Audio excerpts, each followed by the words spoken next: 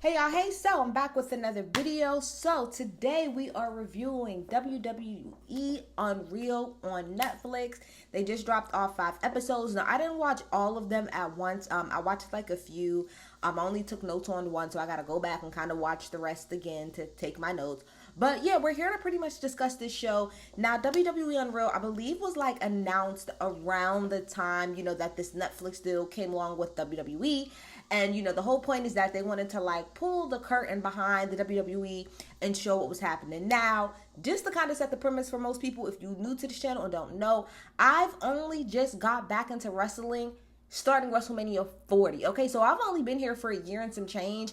Mind you, I was gone since maybe like 2010. I can honestly say it's the last time I actually even paid attention to wrestling prior to WrestleMania 40. So going to WrestleMania 40, I knew absolutely nothing. I just watched, and then ever since then, I've been just trying to play catch up with understanding some of the characters and the arcs and all of that good stuff, right? So that's where we are, right? Or at least that's where I am currently. So I know, so with me getting back into wrestling, I'm learning all of these phrases that I did not know about. I didn't know nothing about kayfabe or babyface or heel. I didn't know nothing about that when I was a kid. It was, these are the people I liked and these are the people I did not like. I understood watching wrestling that there was a bad guy and a good guy, but I didn't know that there were like, actual names for it. But in either way, with the whole kayfabe situation, a lot of like older, more traditional people, wrestling fans hate the idea, of how nowadays, people don't really even give a shit about kayfabe. Nobody even tries, which if you don't know, my understanding is kayfabe is the ability to never break character, whatever. So like The Undertaker, for example, growing up, I did not know that there was a difference between The Undertaker and whoever the real person is. I had no idea, because even outside of wrestling, when you would see The Undertaker, that's how he was dressed up, that's how he presented, right? But nowadays it's not as much of that, and I know that there is some pushback to that, but this is my thing. And I agree with one thing that Triple H said during this, like especially in the beginning, which is, people, really want to hold on to kayfabe, but we're in a new day and era. And I would have to agree, like, we're in the internet era. We're in a social media era. It's not hard for if kids really want to, like, if kids really want to know something about Cody Rhodes, they can easily Google it. It's not hard. If they want to know something about Rhea Ripley, they can do that. Like, it's not back in the day where there wasn't information available, and instead of us acting like, as WWE, like these are not real things, like these are not real people, with Instagram and Twitter and all the social media and all these TikToks, we need to lean into that as much as possible. So all I have to say is that if I'm going off of the first couple episodes that I saw, now let me stop for a second. When I was watching the trailer for it on Raw, I will say that was a little bit of like a gotcha, because what they showed as the trailer, like the last trailer that they showed on Raw, was actually like a setup situation, where they was like putting IShowSpeed, or is it IShowSpeed? Whatever the hell that little boy's name is, that streamer, when they was putting him on the Royal Rumble. But the way that they cut it for the trailer, it made it seem like that was like them showing behind the curtains. And even I was like, this seems so like fake and scripted. But if you watch the show, that's not how it actually like played out for real. But anyway, so far, if I'm going off of just like the first 2 to 3 episodes that I watched, I like it a lot because number one, so if you don't know, I'm in marketing, right? So I find specifically like logistics, I find logistics so interesting. I want to know how they do all of this. And I've always thought that the most impressive thing about the WWE is that they are like a live standing show. It's similar to soap operas, where every single day a new soap opera episode comes on. It ain't no reruns. Every single day it's a new episode of the soap opera. And that's kind of how WWE runs, except it's live twice a week. So I really like the show, again, just from a logistical standpoint of kind of letting me know how to put everything together. And when we start off with episode 1, we have Triple H coming in, and it seems to me, if I'm going off of like his first couple of, sentences in this, he pretty much said that he feels like when it comes to wrestling, people are always like, that don't know, or like, oh, aren't those just the guys that like, fake wrestle or whatever, or just fake fight? And he's like, it's way deeper than that. It's way more complicated than that. So we're going to pull back, the curtain to show. So what I'm getting from this show, it's not necessarily to be like oh, everything we do is fake. I think it's more so to get people to who know that it's fake. Because this is the thing, right? This is the thing. You can't run away from the fact that that is the biggest, like, gripe, I guess, against the WWE, right? Is that it's quote unquote fake, right? I think this show will help people understand that obviously, yes, some of the stuff in here is scripted, but it's a lot of it is not scripted. A lot of it is off cuff, and it actually takes so many different working pieces to put it out. It's not just the, oh, well, you do this and you do that and you do this and you do that, the end. So I like it. Some people may feel like it'll hurt the WWE. To me, it gave me personally a better appreciation for a lot of what everybody does. Like, specifically the refs, I had no idea. See, again, this is somebody that's coming in new, right? So to be fair, I am the person / audience that Triple H and them was trying to get, right? So prior to Netflix, yes, I was watching, but it was on and off because it was hard to kind of figure out what came on. But I'm pretty much that person, like, that pretty much fully converted over once Netflix started. And I think for somebody like me, it again makes me appreciate things that I did not know. Again, I never really understood the whole job of like the ref if the matches are kind of like constructed, but now knowing like the different things that they said that the ref does, that gives me a better appreciation. So I personally didn't feel like off of the first couple of episodes like they gave away so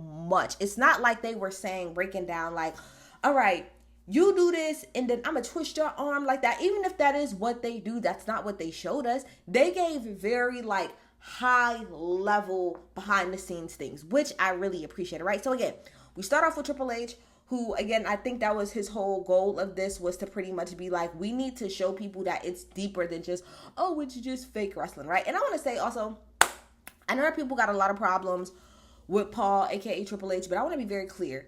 Triple H was my favorite wrestler growing up. Triple H was my husband. Randy Orton was my boyfriend. And Batista was my side piece. No, other way, sorry. Triple H was my husband. Batista was my boyfriend. And Randy Orton was my side piece. That's really how it stood for me as a young child. So, like, yes, Paul has done some real trash-ass stuff that I don't agree with. But it don't change the fact that he's my favorite wrestler. He ain't Hulk Hogan bad.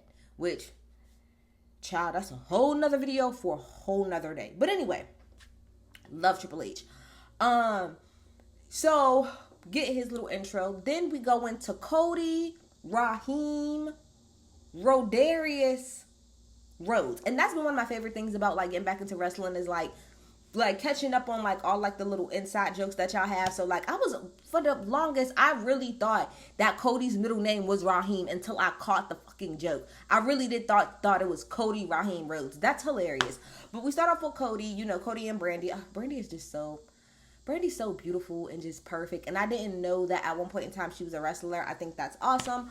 And you know, showing them with their daughter and pretty much saying how like Cody Rhodes' daughter thinks that he's a dancer, and it's mostly because of like, you know, the big intro and the lights and people are singing. That actually makes all the sense in the world because the emphasis on WWE intros at this point in time like is insane. Now I want to say this. One thing that has changed very drastically from when I was watching wrestling as a kid to now is the intros.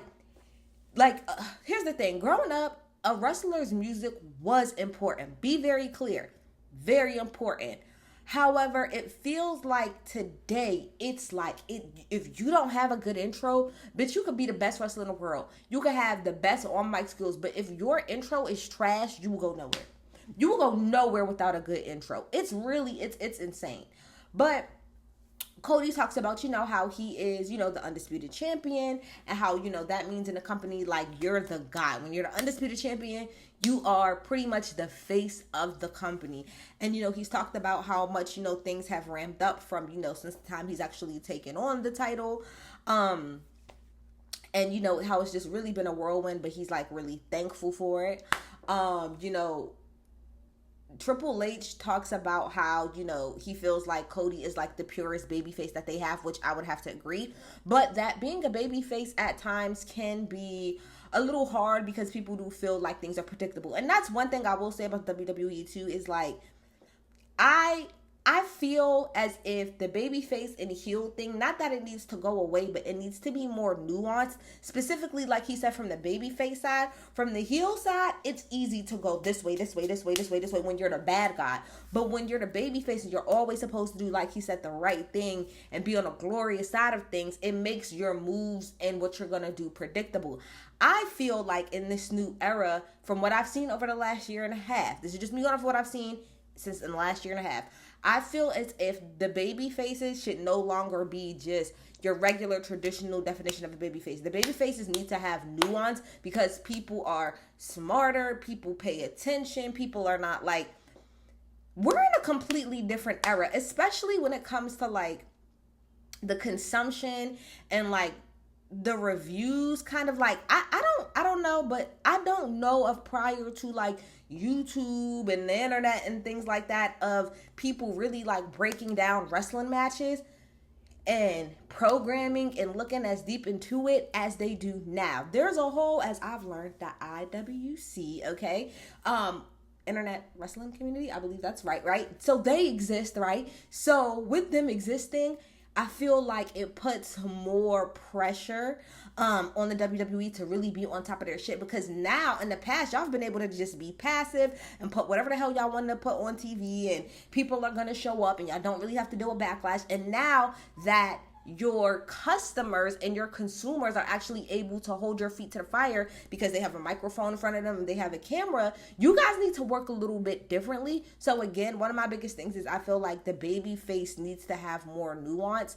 There shouldn't be any straight, you're good. It needs to be a nuanced baby face who may have a little heel in him. And that's what I feel like Cody Perp is missing.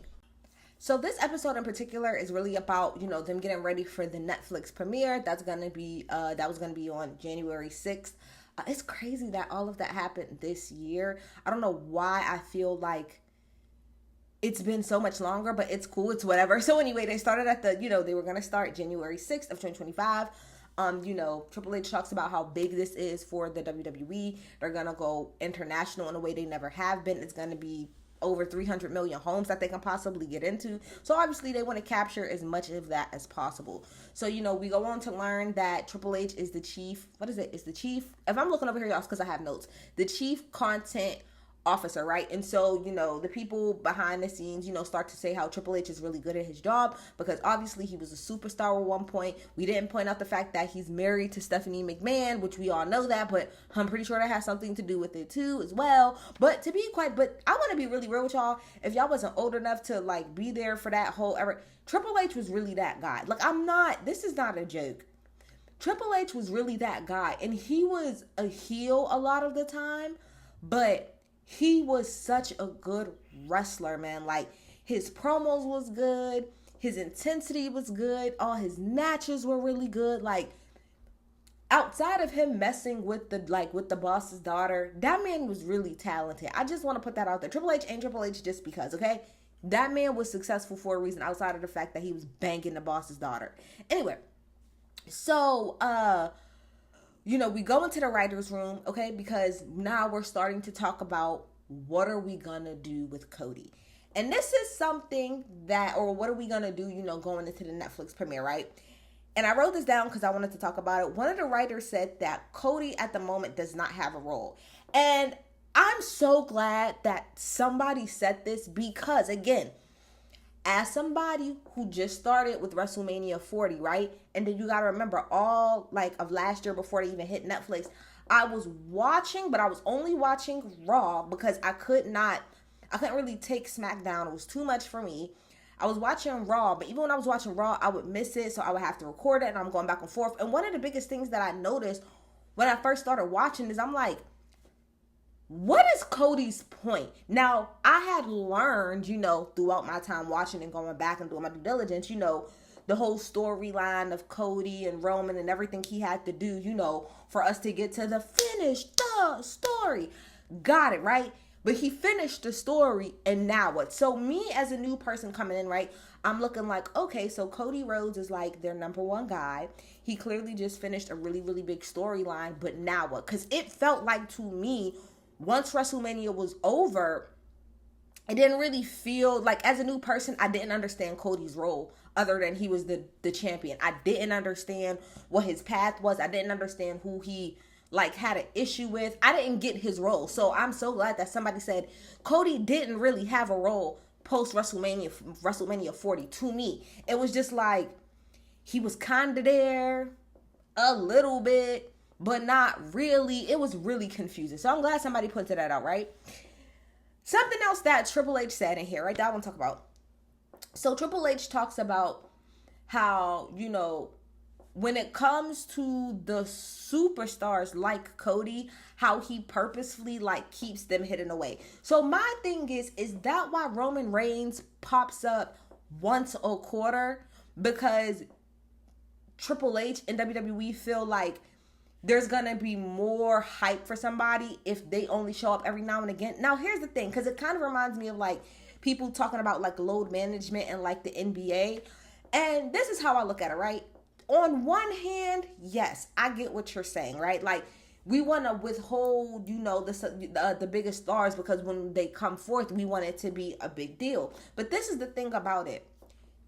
Y'all go from city to city to city. Sometimes you guys don't go to cities for years at a time.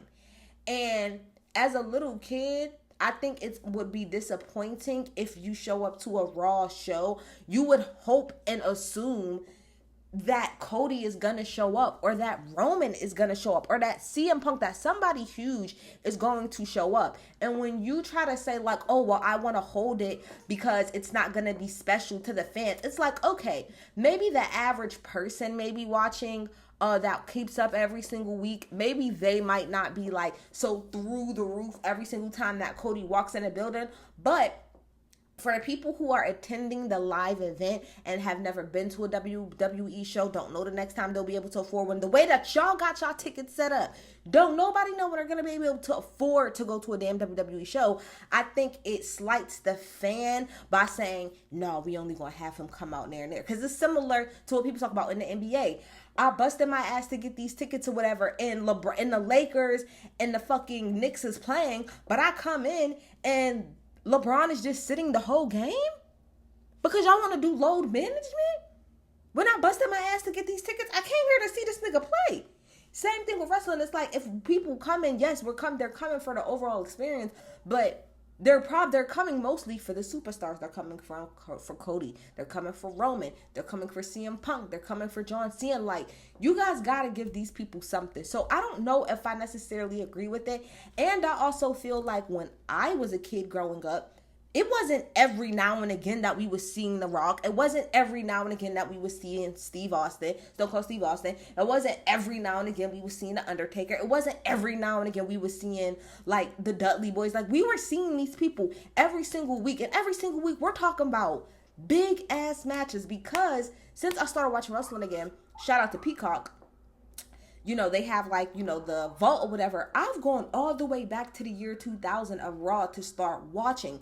And the fact that every single week, it was two stars clashing weekly. Now, I don't know if y'all don't do that anymore because of like money and people will want more, and, you know, the business just has changed. But if you guys made the story interesting enough, nobody would complain about seeing Cody every week. Nobody would complain about seeing Roman every week. You going from people, would you rather people complain about not seeing somebody or seeing them not enough?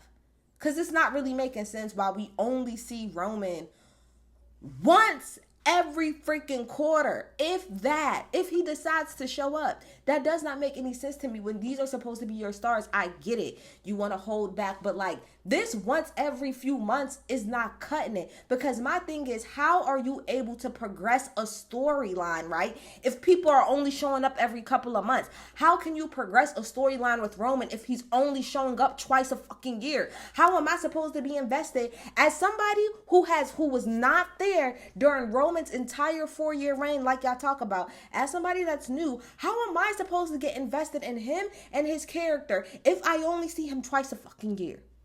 How does that make sense? Writer's Room, Paul Levesque, Triple H, like, tell me how that makes sense. It does not. I don't understand that. So, anyway, sorry about that long tangent. So then we move on and we meet John Cena. I love that he said, My government name is John Cena. My wrestler's name is John Cena. People call me John Cena. I love that. That's hilarious. I also got a note here that it's funny because we saw a picture of Jim Cornette and John, which I watched I listened to the Jim Cornette show. That's how I've learned so much over the last year as well too. Yeah, let me shout out the people so far over this year that's helped me like learn a lot. So the Jim Cornette podcast, the Busted Open podcast, JD from NY206. Shout out to In the Clutch Entertainment, which they're really the reason I started watching again. Shout out to In the Clutch. And Wrestle Talk. Those are the people that I've been leaning on to really get. Oh, and New Wrestling World Order. Shout out to Dietrich. If there's anybody else that I miss or y'all think would be helpful for me to watch to kind of keep me up to date, throw in the comments, let me know. But those are the people that I watch. So yeah, so then, we talk about John and how John is in his last year. I was really sad when John had said it was his last year. I'm like, hold on now. So I just started watching wrestling again and now it's your last year? Bullshit. I didn't even know, to be quite honest, that John Cena was still active in wrestling. I didn't know the majority of people was still active in wrestling. Bitch, when I saw Rey Mysterio, I said, that gotta be his son. Ain't no way in 2025 Rey Mysterio is still wrestling when he was wrestling when I was like 8. That's not possible. That's not a thing. It is a thing. That man is still out there doing his thing, right? So, talking about the whole Netflix thing, and like I said, and John being in his last year. So we're going back into the writer's room, and Triple H talks about how Cody really, really, really wants to be part of the Netflix situation and premiere. And it's like, why wouldn't he? And I already did a whole separate video. If you like this video, I did a whole separate video about how I felt like Cody was slighted during the WWE Netflix premiere. And Triple H, to me, just kind of clarified what I said, which is that Cody really wanted to be part of it. Why would he not? Like, what I didn't understand is like, how was this the face of your company? Granted, I know that he wasn't on Raw at the time. He was on SmackDown. But the point of the matter is, how are you going to have the face of the company sitting in the crowd? Like, I get that The Rock was there because the Rock is bigger than Cody Rhodes. We know that. The Rock is the biggest shit on fucking earth. We got that.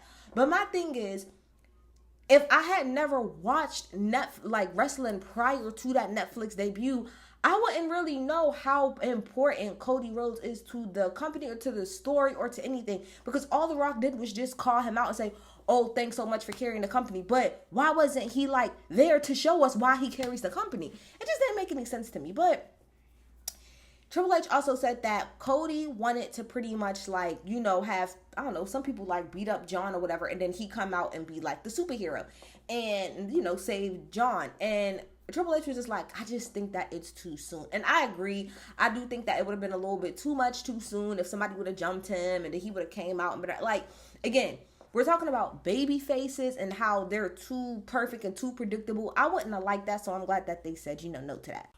So then we move over to Florida to go meet my girl, Rhea Ripley. Love her down. Now, I will say, during the time frame that I was not watching wrestling, the three people's names that I heard from wrestling, although I did not watch wrestling, was The Miz, and that's because I watched the challenge, so I already knew who that was. But The Miz, CM Punk, and Rhea Ripley. Those are the three people, and most people don't believe me when I said I didn't hear of Cody Rhodes prior to watching wrestling, but I did not.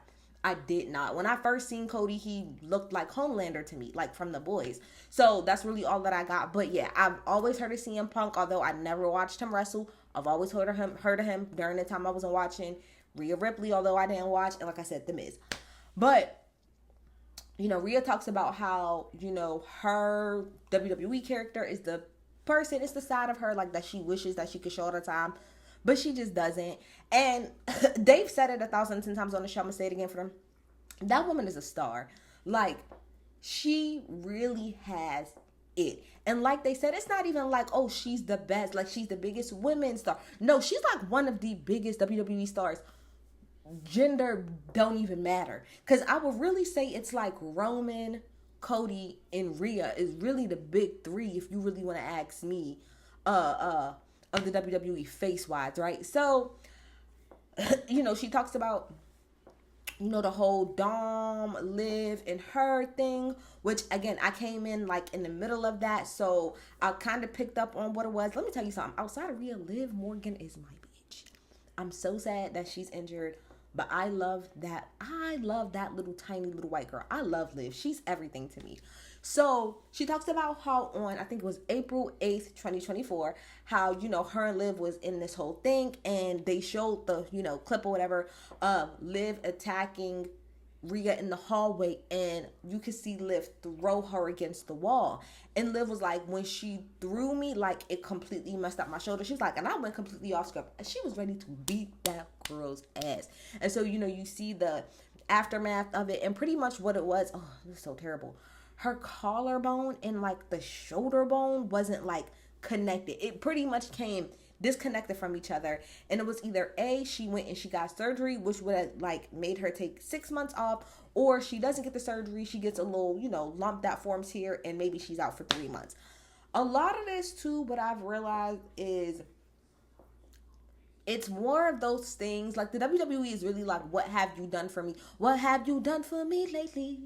Ooh, yeah. Like, that's what it's very, what have you done for me lately? So a lot of these people, from what I hear the wrestlers say, is like, bitch, I'm not trying to take no time off, because if I take time off, then my spot is like, nobody said this, but this is how I take it. If you take too much time off, then your spot is up for grabs. Like, you never know what current person, what new person can step in and really take your light and take your shine. So a lot of them don't want to be off for very, very long. So that was cool. So then we move on to CM Punk. So I think CM Punk has the most interesting story, I feel like, wrestlers wise. Again, it took me some research to kind of do my due diligence of, him being there and then him leaving. So they kind of give us a little bit of the background. And part of it, to me, I'm going to do a lot of this is comparing and contrasting, but from what they explained is that Triple H and CM Punk, were both wrestling at the same time. They both were in the ring at the same time. And once Triple H, stopped wrestling, he pretty much became, CM Punk's boss. And so it goes from you being my peer to you being my boss. So there's already going to be a level of like, who do he think he is trying to tell me what to do, when the other day me and him was just right here. And what it reminds me of, really, you gotta be old enough to know this, but Jay-Z used to pretty much like be like the president or whatever of Def Jam, and that was like a really big thing at the time, because again, it's like the same thing. Jay-Z went from not really being like an artist, but he was partnered with them, via Rockefeller, but pretty much being like an artist, right? So you're kind of sort of on the same level, as far as like peer to peer, all of these different people. And then you go from being peer to peer to now you're the president of the company, and you're telling people when they can and can't drop music. And him and Nas had this whole thing, him and DMX had this whole thing, him and Joe. Like, it was a really big thing, because people felt some type of way about trying to listen to what Jay had to say. Like, nigga, we came up together. I was here. You was here when I walked in the building, and I was here when you was already in the building, and now you're trying to tell me what to do. Don't like that. So I could see how that can, be an issue. And they both pretty much admitted that there was like no, trust at all. So CM Punk, left. I think he said at 10 years, he pretty much got tired. And he was like, I'm sick of everything. I'm so sick of it all. And specifically, he was annoyed because he hadn't main event WrestleMania. He felt like, I'm one of the biggest people here. How is it that I'm still not getting main event to that WrestleMania? And I think that Punk felt like it was like a politics thing, and so that's why he didn't get it. So then that's when we get the infamous pipe bomb promo that I just watched for the first time, like, I don't know, a couple weeks ago, whatever. And he pretty much was like, no, that was the full truth. Ain't nobody told me to say that was the whole truth. So he left in 2014. During that time frame, I know he went here, he went there. Him and Triple H said that they talked a few times throughout those 10 years to try to get him back, but it just always felt like it was never clicking. And then Triple H said, he called him again one time, and it felt like Triple H had changed and CM Punk had changed. So it was like, all right, bring your ass back. So he brought his ass back in 2023, and that was a big deal. So then, we have the press conference, and, we're going to kind of lean in on the Seth Rollins versus CM Punk. Now, I want somebody, can y'all tell me in the comments, do these people really have real life beef? And the reason I'm asking is because months ago, I watched this interview with Seth Rollins. It wasn't like a WWE like thing. It was him on somebody's podcast. And what CM Punk kind of broke down is kind of what Seth Rollins said, but obviously just from his side, which is, I think, what did he say? That Punk started to train him, when he was 16 years old. And then, as time went on, CM Punk feels like maybe Seth kind of felt resentful a little bit, maybe at certain things. And then when CM Punk left, and this is something that Seth Rollins said on the podcast, like, you left pretty much for 10 years.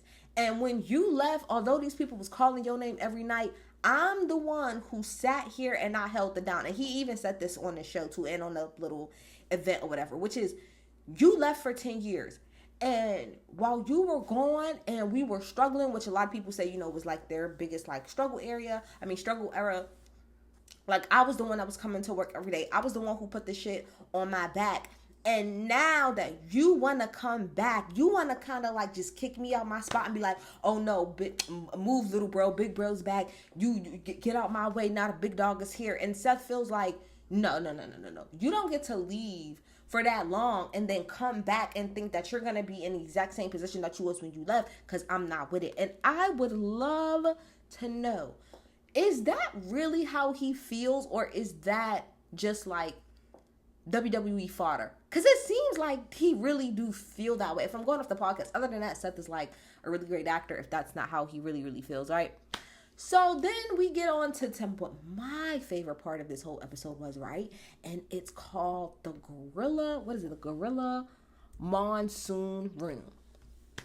And that's pretty much based off of, I think it's a wrestler called Gorilla Monsoon. And the point is that he literally controlled every little single piece. And that's what they call, what did they call it? The gorilla position. And it's pretty much the epicenter of where everything happens for like directing the show as far as being backstage. So first of all, it's directly like, it's a room like this. It's built because everywhere they go, they have to go to a new city. It's built out and it's right behind like the backstage. And these are the 3 tables. Again, I'm reading my notes. So table 1 is Triple H and Bruce Pritchard. Table 2 is Billy Kidman, which is doing the timing of everything.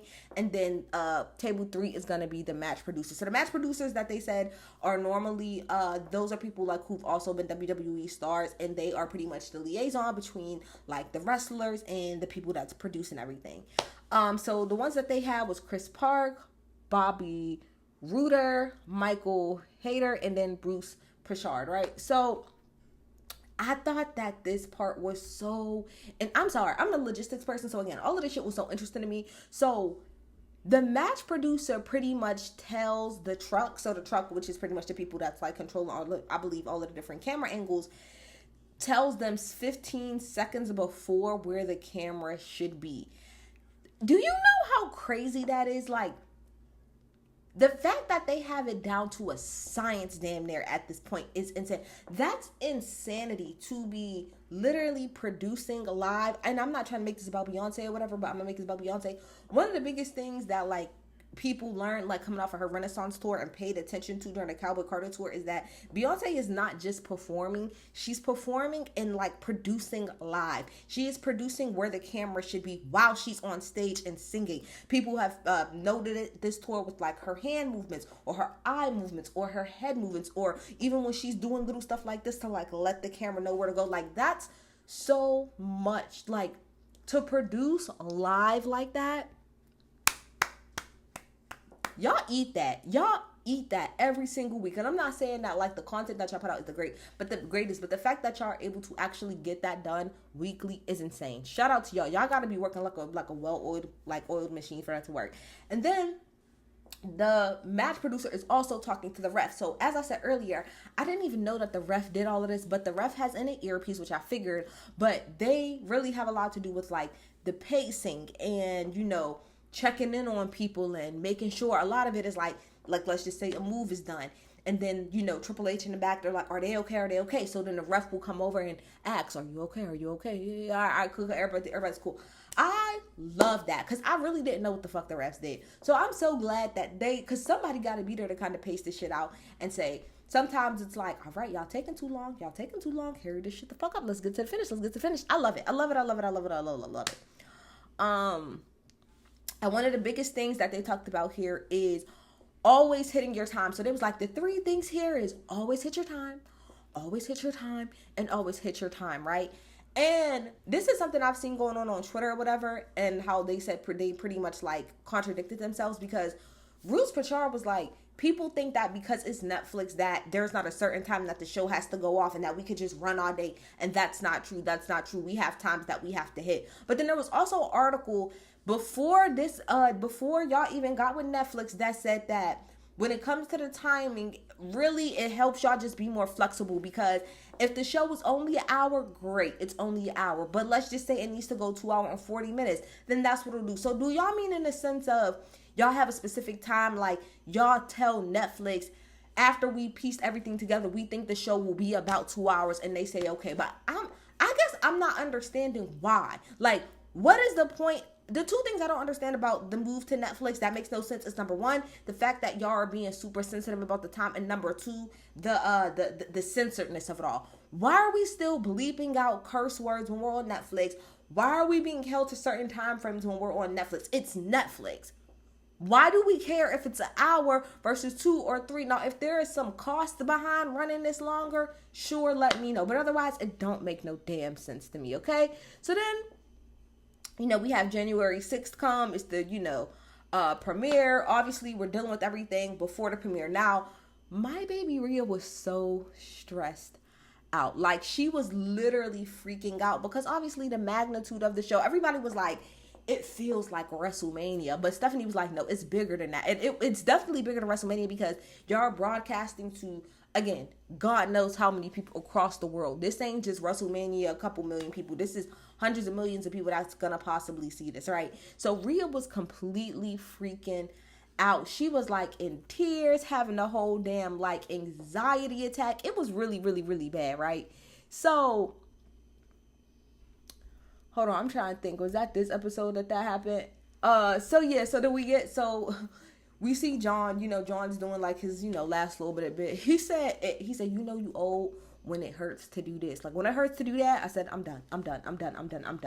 So, I did find this little part right here interesting, right? When they were talking about, everything with John, and how everything should play out with him. And John was like, well, whatever it is that we do, like, there's no way to mess this up. Like, come on, like, there's no way to mess this up. Talking about, like, his storyline.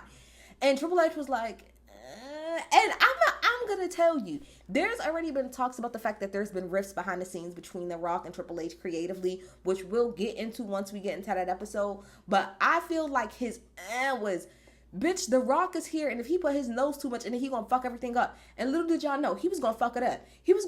Because I want to know, I'm so interested in the fact that they ended on WrestleMania, because I would love to see y'all continue the season to let's talk about what the reaction to WrestleMania was, because it was fucking terrible. It was terrible. Anyway, keep going.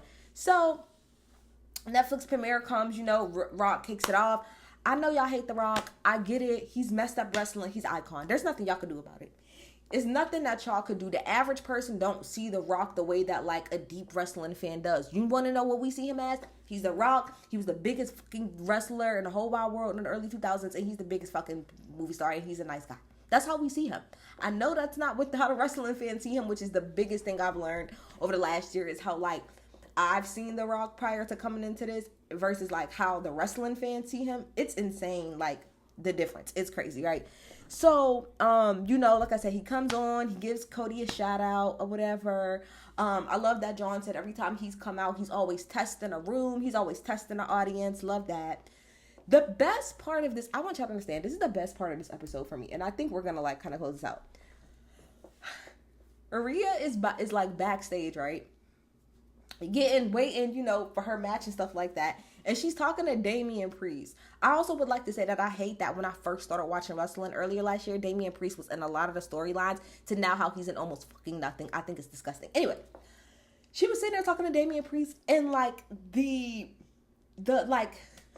opposites is insane. Like, the dichotomy was crazy.